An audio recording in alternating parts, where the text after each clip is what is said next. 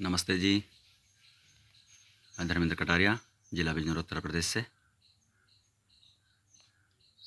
जब मैंने आत्म साक्षात्कार के 2 वीडियो बनाए थे कि परमात्मा हमसे 10 मिनट की दूरी पर है, तब मैंने ये विचार किया था कि 2-4 शंका समाधान होते होंगे लोगों के।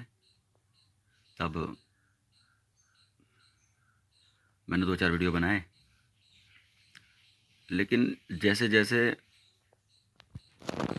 मैं विषय के अंदर जाता रहा, समस्याएं देखता रहा कि लोग क्या सोचते हैं आत्म साक्षात्कार के संबंध में, तब मैंने बहुत सारी चीज़ों पर अध्ययन स्टार्ट किया। तब 37 शंका समाधान कराने के पश्चात आज मैं उस थ्योरी को खोलने वाला हूँ कि सृष्टि निर्माण जब परमात्मा करता है प्रलय के बाद में, तो क्या वो धरती पर घट रहा है क्या, और घट रहा है तो किस रूप में घट रहा है। तो यथा पिंडे तथा ब्रह्मांडे, आज इस विषय को क्लियर कर दूंगा। और क्योंकि ये प्रैक्टिकल रूप से दिखाई दे रहा है, इसलिए आप सबको भी यकीन करना ही पड़ेगा, क्योंकि लोगों को चाहिए सबूत, और सबूत अवेलेबल है साइंस के पास। अतः मुझे केवल उस तरफ इशारा करना है। यथा पिंडे तथा ब्रह्मांडे, कहते हैं कि जो ही पिंड में है यानी कि शरीर में है, वही ब्रह्मांड में है, वही क्रिया घट रही है। इसका मैं स्पष्ट आज कुछ बताऊंगा कि जैसे गौतम बुद्ध हुए, उन्होंने भी तथागत कहा गया कि जैसा है वैसा सारा ब्रह्मांड है, तो लोगों ने ये समझ लिया कि वही परमात्मा है। लेकिन ऐसा नहीं। उन्होंने कहा कि जो क्रिया शरीर में घटती है वही ब्रह्मांड में घटती है। जैसे सृष्टि का निर्माण होता है परमात्मा करता है, वैसे शरीर के अंदर निर्माण करता है, क्योंकि शरीर का निर्माण और शरीर में बनने वाले रक्त का निर्माण परमात्मा के अलावा कोई नहीं कर सकता। अतः इस भ्रम से भी बाहर होना पड़ेगा। तब ये जो सृष्टि रचना है कि परमात्मा, आत्मा, प्रकृति, ये सब वही दिखा रखा है कि सृष्टि निर्माण के समय 5 तत्व होते हैं: परमात्मा, आत्मा, प्रकृति, आकाश और समय। तो ये पांचों वर्तमान थे, वर्तमान है और वर्तमान रहेंगे। पांचों की आवश्यकता रहती है। तो everything is energy and that's all is it. Match the frequency of the reality you want and you control help out but get the reality it can not other way. This is not philosophy, this is physics. Albert Einstein ने ये कहा था कि जो ये physics है ये बस परमात्मा के ज्ञान की उस योजना का एक प्रारूप है, बस उसको जानना है। तो पिंड, ब्रह्मांड और ब्रह्मा, यानी कि ब्रह्मा अर्थात वो परमात्मा, उसी के अंदर ये पूरा ब्रह्मांड है और वही क्रिया घट रही है पिंड के अंदर। तब आज इस चीज़ को क्लियर करते हुए बताता हूँ कि जो ब्रेन सेल्स हैं और जो यूनिवर्स है, ये उस परमात्मा को, ज्ञान को प्रकट करता है। यानी कि जो ज्ञान, जिस ज्ञान से सृष्टि का निर्माण होता है, ब्रह्मांड का निर्माण होता है, वही ज्ञान आपके ब्रेन के सेल्स में है। ये मैं स्पष्ट कर चुका हूँ अपने वीडियोज़ में। As above as so below, यानी कि जो ऊपर आपको दिख रहा है उतना ही वो अंतर है। यानी कि जो ब्रह्मांड आपको बाहर दिख रहा है वैसा आपके अंदर भी है। और इसके लिए हम चलते हैं, ये हमारे सिख धर्म के अंदर भी यथा पिंडे तथा ब्रह्मांड का कॉन्सेप्ट चलता है। अतः सब मानते हैं कहीं ना कहीं। और ज्योतिष शास्त्र जितना भी आज तक निर्माण हुआ है वो इसी कॉन्सेप्ट पर होता है कि ब्रह्मांड में जो भी घटना घट रही है वो मनुष्य पर क्या प्रभाव डालती है और वो किस तरह इंटररिलेटेड है। क्योंकि परमात्मा ने जो सृष्टि बनाई है, वो अगर वही शरीर को बना रहा है तो दोनों में कोई ना कोई कनेक्शन है, और उसी कनेक्शन का नाम ज्योतिष विज्ञान है। और वैदिक विज्ञान ने कभी भी इसको मना नहीं किया। लेकिन ज्योतिष फल, जब हम कहते हैं कि ज्योतिष फल क्या होता है, तो ज्योतिष फल एक प्रोबेबिलिटी है, एक संभावना है। यानी कि जैसा आप कर्म आज करोगे वैसे उनकी संभावना है। तो ये संभावना लिखी जाती हैं, इसलिए कुंडलियाँ कई बार सत्य हो जाती हैं और कई बार असत्य हो जाती हैं। यानी कि क्योंकि कर्म आपके बदल जाते हैं परिस्थिति के अनुसार। कई बार एक ही विशेष समय में 4 तरह के कार्य करने की क्षमता होती है मनुष्य में, लेकिन जैसा वो कर जाता है वैसा उसका आउटपुट आता है। यही प्रोबेबिलिटी है, यही प्रायिकता है। और इसीलिए इस संसार का नाम है कि संभावना पर टिका हुआ है। जैसा कर्म करोगे वैसा ही कारण बनेगा। जैसा आपने कल किया था कर्म, वैसा आज आपका कारण है, आपकी परिस्थिति है। जो आज करोगे, अभी करोगे, वो बाद में भविष्य में बनेगी। अतः परमात्मा चूँकि वर्तमान है तो आपको भी वर्तमान रहकर काम करने हैं।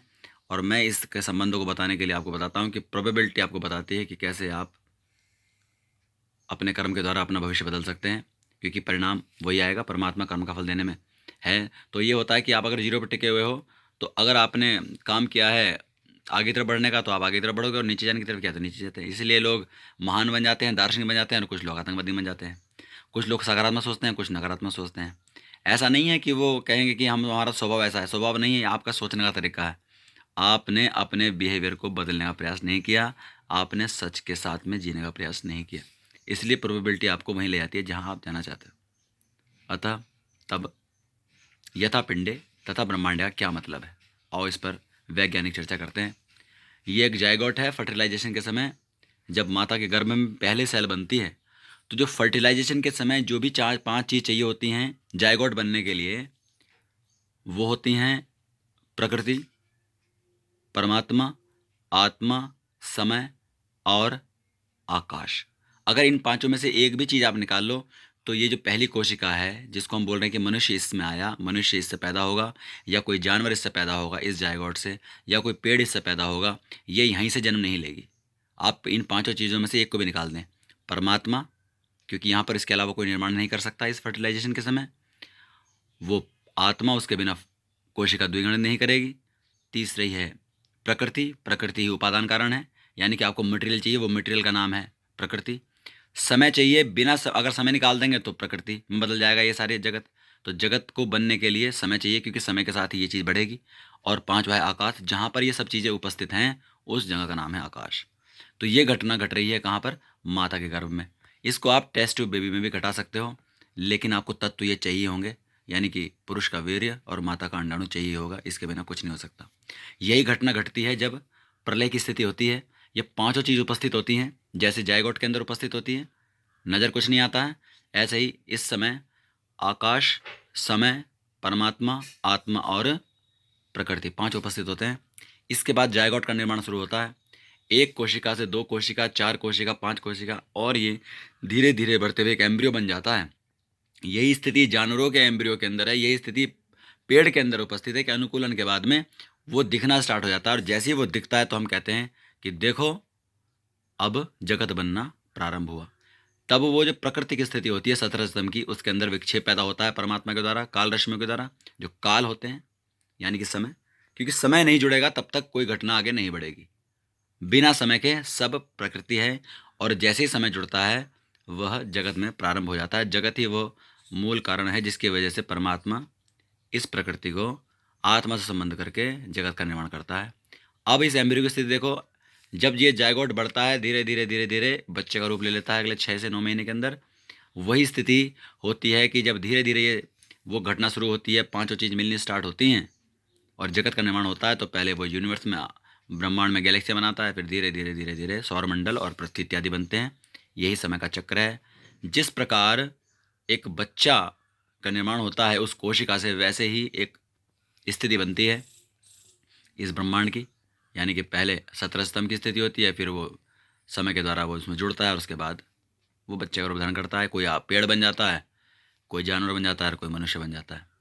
तो आत्मा जो इन सब पांचों तत्वों में उपस्थित है, ये सब जगत की स्थिति बता रही हैं, और ये स्थिति यही है कि आपको पांचों चीज़ को जोड़ना ही पड़ेगा। तो वो जो माता के गर्भ में घट रहा है वही सृष्टि के आरंभ में घटता है और वही माता के गर्भ में घटता है। इसलिए कोई भी व्यक्ति, चाहे वो हिंदू हो, मुस्लिम हो, सिख हो, ईसाई हो, यहूदी हो, बौद्ध हो, जैन हो, चाहे वो जंगली हो या जानवर हो, अगर वो बुद्धि रखता है, विवेक रखता है, तो वो समझ जाएगा कि जो पिंड में घटता है माता के गर्भ में, वही प्रलय के बाद में सृष्टि निर्माण के समय घटता है। उसके बिना कोई निर्माण संभव नहीं है। तो यही मानव चक्र के साथ में है। और इसमें पुरुष, इस प्रकृति को कहा गया है पुरुष प्रकृति। इसलिए कहा गया है क्योंकि केवल पुरुष के ही वीर के अंदर वाई क्रोमोसोम्स होता है, एक्स वाई होते हैं ना। माता के पास में सारे जो 23 गुणसूत्र होते हैं वो जोड़े होते हैं एक्स एक्स के, पुरुष के पास भी 22 जोड़े होते हैं एक्स एक्स के, लेकिन एक जोड़ा पुरुष पर अतिरिक्त है, उसका नाम है एक्स वाई। इस वाई क्रोमोसोम्स के अंदर ही वो ताकत होती है कि जो बच्चे को जन्म देने में, यानी कि बच्चा यानी कि लड़का, वो लड़का यानी जो पुरुष बनेगा, वही पुरुष प्रकृति कही जाती है। क्यों? क्योंकि इसके बिना सृष्टि का निर्माण आगे बढ़ना संभव नहीं होता है। इसलिए उस परमात्मा को भी पुरुष कहा गया, क्योंकि इसके बिना संभव नहीं है। और परमात्मा का जो ज्ञान इस क्रोमोसोम्स के अंदर है, वही सृष्टि निर्माण से लेकर आज तक चला आया है। जब जो इसको जान लेगा, परमात्मा के वर्तमान आत्मा प्रकृति को जान लेगा, वह इस ज्ञान को प्रकट कर पाएगा। और जो परमात्मा का ज्ञान है वही श्रुति है, वेद इत्यादि, बाइबल का आपके जो इस कुरान हैं या तोरेत हैं, जो भी मनुष्य ने लिख दिए वो सब स्वतः प्रमाण नहीं है, वो मनुष्यकृत हैं, वो अल्पज्यों ने लिखे हैं।